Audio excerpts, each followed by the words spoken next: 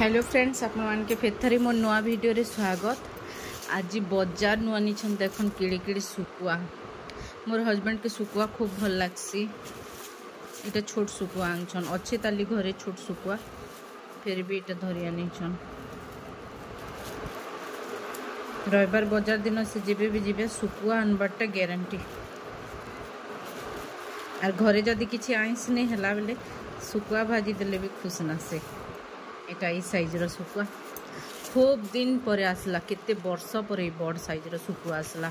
मके इतकी पसंद नहीं हेते लगी निके बड़ साइज रो सुकुआ मना करत नहीं आनते। एबे चलन देखा मी पनीपरिबा केटा आनछन जी कातल घंटा पणस पणस दुई जगह ने आनछन। एटा प्याज आनथिबे बजार रे टिके प्याज 20 टंका रे मिलुछि दुकान 30 टंका कालिया ना लगे।